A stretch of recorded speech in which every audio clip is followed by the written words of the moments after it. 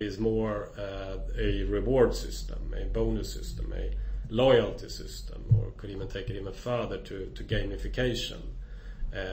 So they will wanna strip back a bit on the paybacks and instead leverage Kambi's incentive systems, where we have everything from free bets to odds boost to best odds guarantee, etc.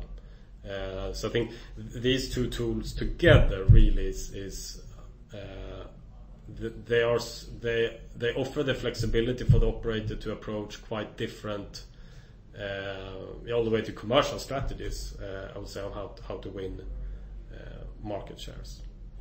Do we see our operators that use the tools you described there more regularly, more eagerly, having greater success, and those at the other end of the spectrum, just paddling along, or is it sort of a bit of a mix and match?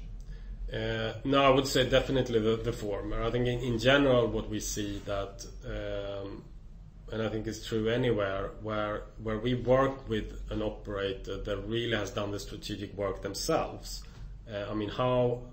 How are they going to be relevant on this market to certain type of players? That's needed everywhere, and that's sort of a precondition to start using these tools in the efficient way.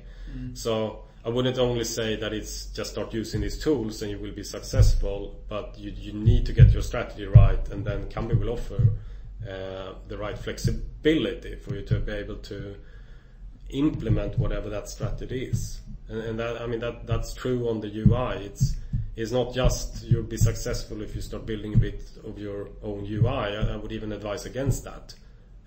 We have a very strong turnkey UI, but it becomes very powerful when you have your own idea and your own assets and capabilities of how to approach this market, how to be different, and then you start making our systems work for you in that strategy. That's when it really works. When we talk about really our ideal customer, we talk about the visionary sportsbook, and that may be a sportsbook coming from very different backgrounds, but this type of their own really intention with the sportsbook is always there, to really make best use of the Kambi system.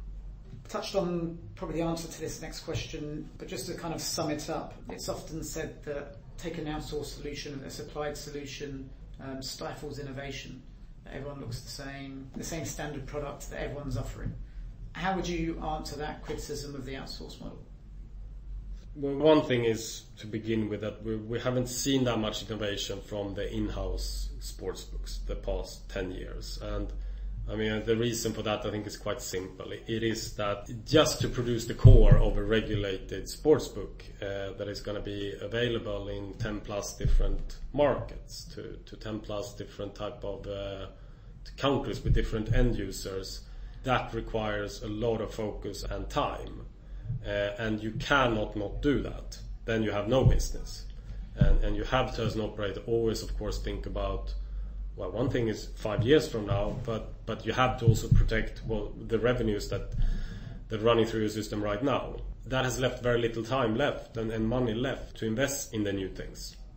The way we look at it then is, if then that part can be outsourced, that you as an operator not managing to differentiate in any way, and that end user sort of has moved away from the qualification criteria, whether your sportsbook is relevant to them or not. If that can be outsourced, leaving you with time, energy, focus to start one layer above, that should really stimulate innovation. That is quite obvious, and that is across all type of industries what's happening with sort of unbundling of the value chain.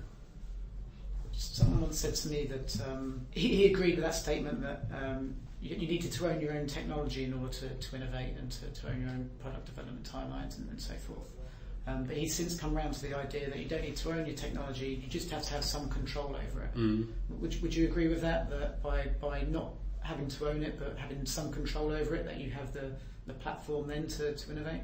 Yeah, definitely. And I think it's a matter of what technology do you need to own. I think no one today is suggesting that the Amazon cloud is limiting their innovation because they don't have their own server park.